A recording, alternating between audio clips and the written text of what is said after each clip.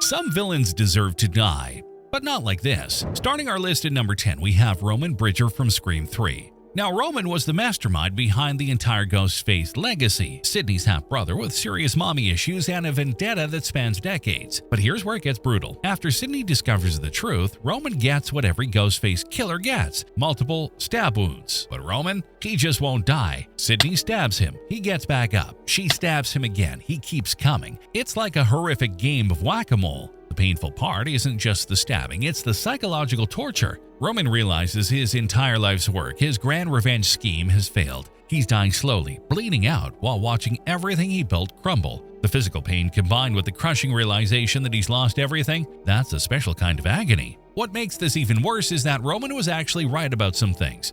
His mother abandoned him, Hollywood chewed him up and spit out, but instead of sympathy, he gets a slow, painful death while his sister walks away victorious. At number 9, we have the Grabber from the Black Phone, and this death is particularly satisfying yet brutal.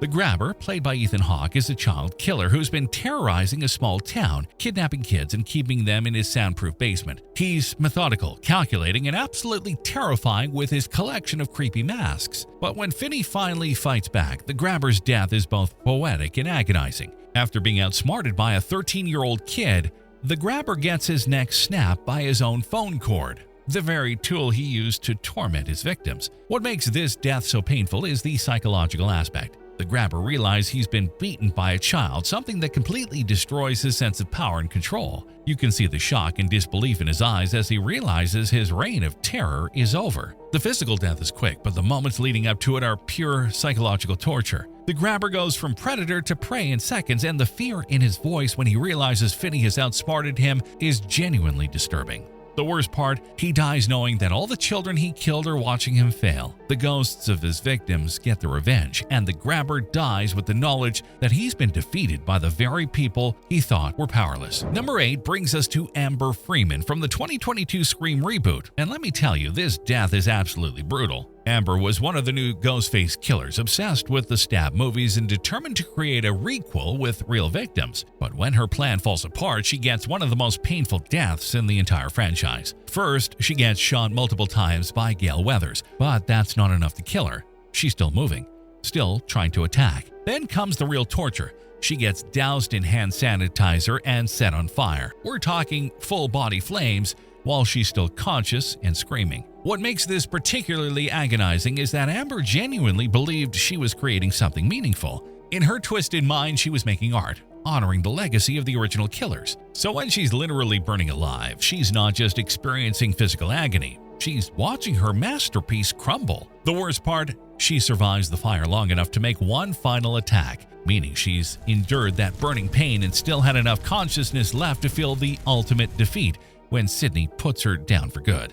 Lucky number 7 takes us to Terrifier 2 with Art the Clown, and this death is particularly brutal because it's so unexpected. Art the Clown is pure evil, a sadistic killer who tortures his victims for fun. Throughout both Terrifier movies, he seems practically invincible, surviving gunshots, stabbings, and even decapitation. But in Terrifier 2, he finally meets his match. When Sienna finally confronts Art in the final battle, she doesn't just kill him, she destroys him. But here's what makes it so painful. Art realizes he's actually going to die. For the first time in the entire franchise, you see genuine fear in his eyes. The physical death is brutal enough. Sienna literally cuts him in half with her sword. But it's the psychological aspect that makes it agonizing. Art spent the entire movie believing he was untouchable, that he was some kind of supernatural force. Watching him realize he's just as mortal as his victims is genuinely disturbing. What makes this particularly painful is that Art doesn't go quietly.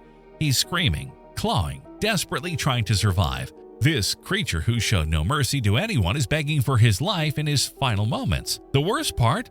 Even as he's dying, Art is still trying to hurt people. His final act is pure spite, proving that even death can't cure some kinds of evil. At number 6, we have Richie Kirsch from Scream 2022, and this death is particularly brutal because of the betrayal involved. Richie spent the entire movie pretending to be Sam's loving boyfriend, all while planning to frame her as the new Billy Loomis.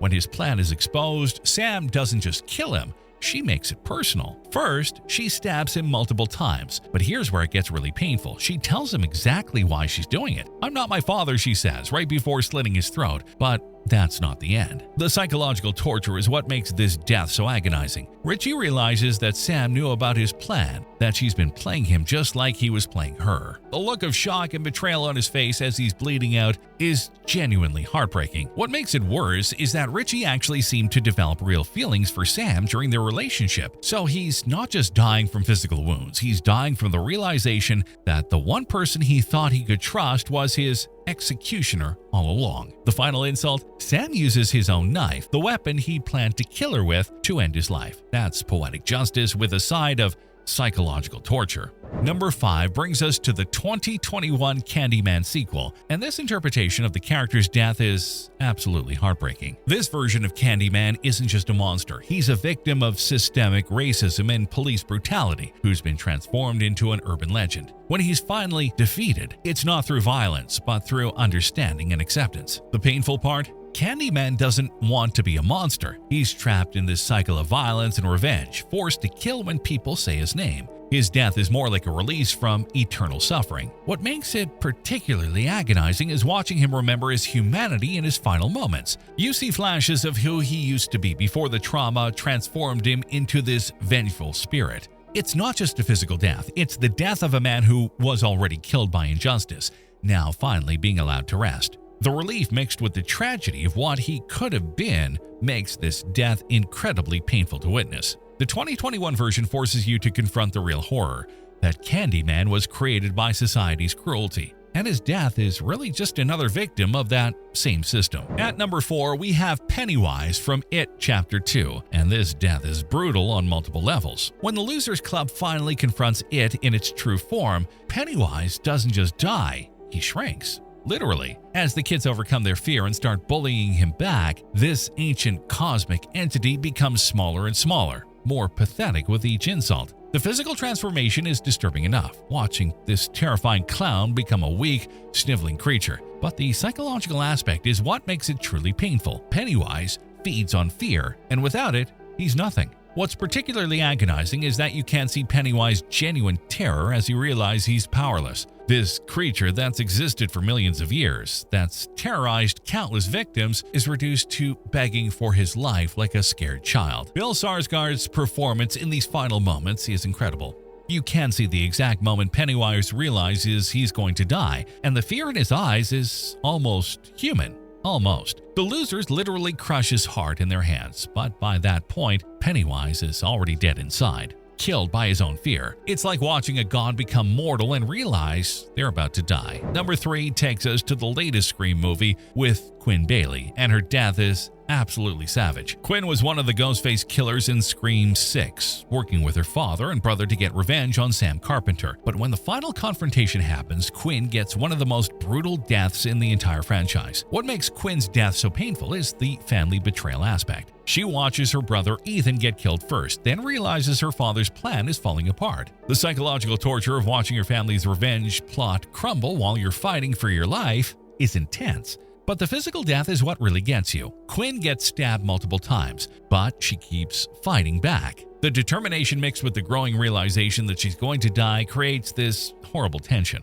The worst part? Quinn genuinely believed she was honoring her brother Richie's memory. In her mind, she was the good guy getting justice for her family. So when she's bleeding out, she's not just dying, she's failing her dead brother. Liana Liberato sells every moment of Quinn's pain and desperation. You can see the exact moment she realizes she's not going to survive, and the fear in her eyes is genuinely disturbing. At number 2, we have the Babadook, and this death is unique because it's not really a death at all, it's something much worse. The Babadook represents grief, depression, and trauma made manifest. When Emilia finally confronts it, she doesn't destroy it. She traps it in the basement, feeding it occasionally to keep it contained. This is psychological horror at its most brutal. The Babadook doesn't get the release of death. It's condemned to internal imprisonment, slowly starving in the darkness. It's like being buried alive for eternity. What makes this particularly agonizing is that the Babadook is essentially a part of Amelia herself. By trapping it, she's acknowledging that her grief and trauma will never fully go away. They'll always be there, lurking in the basement of her mind. The creature's final moments are heartbreaking. You can hear it whimpering and crying like a wounded animal. It's not evil anymore, it's just broken. This death works because it's realistic. Trauma doesn't just disappear, it has to be managed, controlled,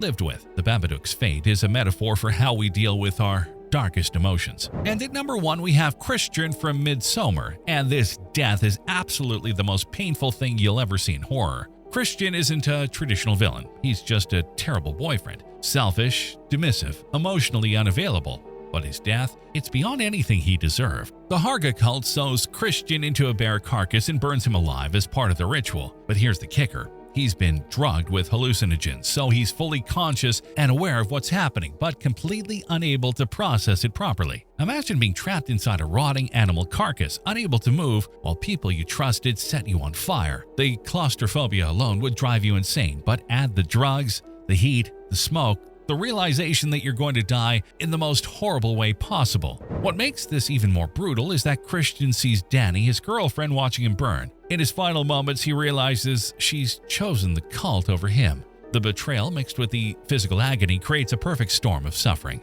Ari Aster doesn't shy away from showing Christian's agony. You can hear his muffled screams from inside the bear suit, see his desperate attempts to escape. It's torture porn disguised as art house horror. The worst part, Christian probably deserved to be dumped, maybe publicly humiliated, but burned alive in a bear suit while high on psychedelic drugs? That's just cruel.